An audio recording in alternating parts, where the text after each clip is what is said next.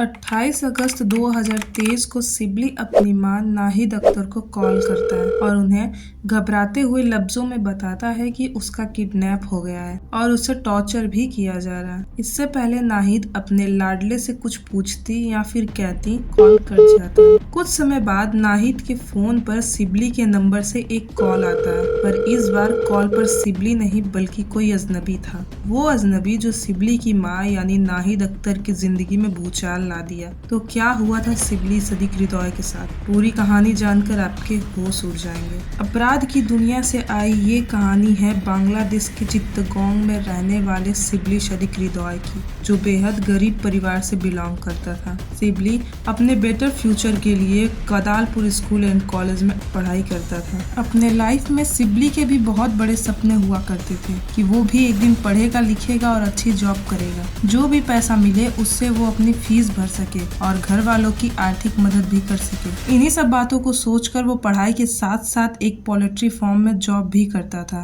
जहां वो मैनेजर के पद पर था। सिबली किसी भी काम को छोटा या बड़ा नहीं समझता था। सिबली अपने काम के प्रति हमेशा से ईमानदार था। सिबली सदीक हृदय जिस पोल्ट्री फार्म में काम करता था, वहां अन्य कई अल्पसंख्यक समुदाय के लोग भी काम करते थे। सिबली की एज वहां उपस्थित बाकी लोगों में सबसे कम थी।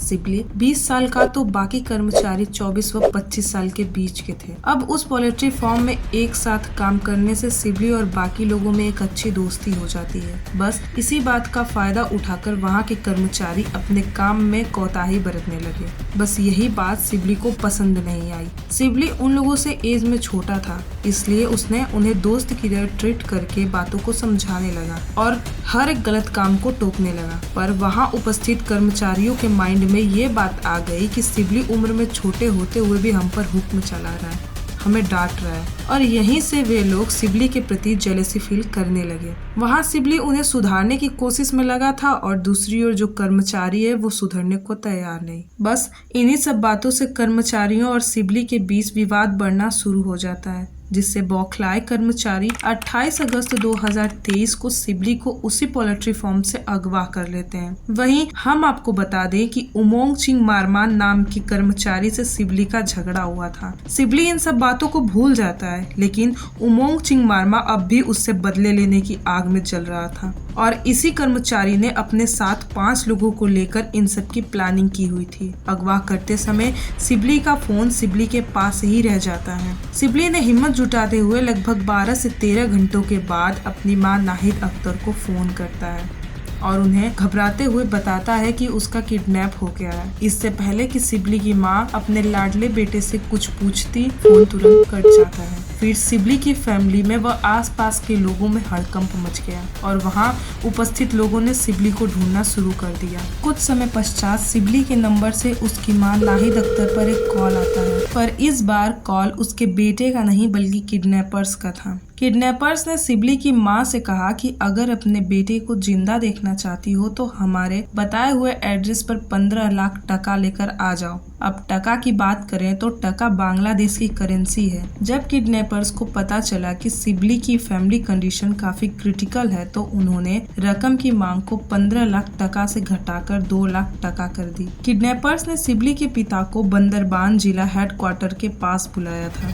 अपने चिराग के लिए उन्हें कहीं से न कहीं पैसों का बंदोबस्त करना पड़ता है। घर वालों ने जैसे तैसे करके इस रकम को 4 सितंबर तक इकट्ठा करके किडनैपर्स तक पहुंचा दिया। किडनैपर्स को पैसे दे देने पर जब सिबली के पिता ने पूछा कि मेरा बेटा कहाँ है, तब किडनैपर्स ने कहा कि घर जाओ, तुम्हारे घर जाने से पहले ही तुम्हारा बेटा घर जा चुका होगा। इसी खुशी में सिबली के पिता तुरंत दौड़कर घर आते हैं और वहाँ देखते हैं कि सिबली तो अभी आया ही नहीं है। 3 दिनों तक वेट करने के बाद भी जब सिबली घर नहीं लौटा तो पिता ने पुलिस स्टेशन में जाकर FIR दर्ज करवाई। पिता ने इसलिए FIR दर्ज नहीं करवाई क्योंकि किडनैपर्स ने सिबली के पिता को धमकाया था कि यदि तुम अपने बेटे को जिंदा देखना चाहते हो तो FIR दर्ज मत करवाना, वरना अपने बेटे से हाथ धो बैठोगे। पुलिस ने जांच पड़ताल शुरू कर दिया और पोल्ट्री फार्म के 6 वर्कर्स को अरेस्ट कर लिया। इनमें लीडर उमोंग चिंग मारमा व उनके टीम मेंबर सुई चिंग मुंग मारमा व अंग थुई मुंग मारमा और उक्याथवाई मारमा नामजद आरोपी थे। बाकी 2 अज्ञात थे। शुरुआत में तो पुलिस के जांच पड़ताल के दौरान सभी 6 वर्कर्स चुप रहे, लेकिन फिर पुलिस द्वारा उन्हें टॉर्चर करने पर 6 वर्कर्स में से एक ने सारी कहानी सच्चाई से बता दी। उसने कहा कि उन लोगों ने केवल सिबली को प्रताड़ित करके उनके फैमिली से फिरौती मांगने की प्लानिंग की थी, लेकिन जैसे ही सिबली को अपने अपहरणकर्ताओं व अपने कार्यकर्ताओं की पहचान पता चली तो हमने प्लानिंग बदल दी, बस इसी डर से कि कहीं सिबली हमारे खिलाफ पुलिस स्टेशन में FIR दर्ज न करवा दे। हमने गर्दन दबाकर उसकी हत्या कर दी। उन वर्कर्स में से उमोंग चिंगमारमा ने यह भी स्वीकार किया कि उन लोगों ने सिबली के शव का कुछ मांस पकाकर खाया भी है। फिर उन्होंने शव को पास की पहाड़ी से नीचे फेंक दिया और जब 11 सितंबर 2023 को पुलिस ने छानबीन की तो उन्हें वहां सिबली के कंकाल की हड्डियां भी मिली। इन सब के बारे में सुनकर सिबली के माता पिता अंदर से एकदम टूट गए